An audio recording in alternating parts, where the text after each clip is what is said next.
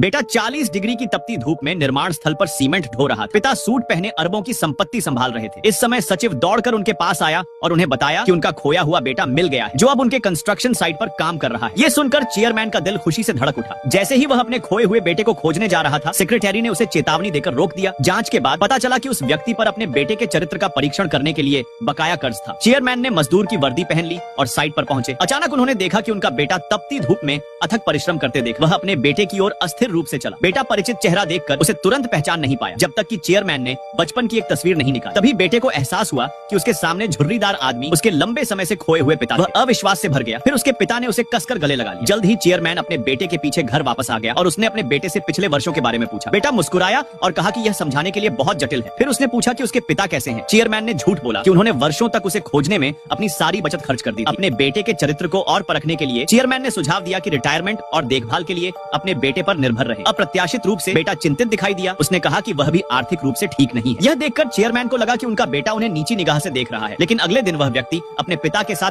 Site पर गोभी के 2 बैग लेकर आया। उसने अपने पिता से कहा कि वे बाद में ज्यादा कुछ न कहें और वह उसके लिए एक आसान काम का प्रबंध कर दे। फिर उसने गोभी को साइट मैनेजर को सौंप दिया। अपने पिता का संक्षिप्त परिचय देते हुए मैनेजर ने तुरंत सबसे आसान काम का वादा किया। यह सुनकर चेयरमैन खुशी से मुस्कुराया और अपने पिता को साइट पर ले जाने की तैयारी करने लगा। अचानक उसे लगा कि कुछ गड़बड़ है। जब उसने इस बारे में पूछा तो मैनेजर भड़क। उसने गोभी को गिरा, जिससे नकदी की गड्डियां चारों ओर बिखर गईं। चेयरमैन को एहसास हुआ कि मैनेजर रिश्वत की रकम जेब में रख रहा था। उन्होंने तुरंत इस भ्रष्टाचार की निंदा की, क्योंकि यह साइट उनकी कंपनी की थी। उस आदमी ने जल्दी से जमीन से गोभी उठाई, अपने पिता से आग्रह किया कि यहाँ सब कुछ इसी तरह से काम करता है। उसने घबराकर गोभी को मैनेजर को वापस दे दी। उम्मीद है कि उसे एक और मौका मिलेगा, लेकिन मैनेजर ने संकेत दिया कि पैसे पर्याप्त नहीं थे। आदमी तुरंत समझ गया कि मैनेजर का क्या मतलब। कई महीनों तक बिना वेतन के रहने के बाद उसने चुपके से इशारा किया कि वह अगले महीने 2 और बैग लाए। तभी मैनेजर संतुष्ट हुआ। उसे वह आदमी चतुर लगा। उसने उसके और उसके पिता के लिए रिसेप्शन स्टाफ के रूप में काम करने की व्यवस्था, क्योंकि प्रेसिडेंट आज साइट का दौरा करने वाले थे। मैनेजर ने उन्हें चेतावनी दी कि वे गड़बड़ न करें। मैनेजर द्वारा प्रेसिडेंट का अभिवादन करने के बाद वह व्यक्ति यह देखकर चौंक गया कि तथाकथित प्रेसिडेंट की पत्नी उसकी लापता पत्नी थी। वह जवाब चाहते हुए आगे बढ़ा, लेकिन पत्नी ने उसे जानने से इनकार कर दिया। दावा किया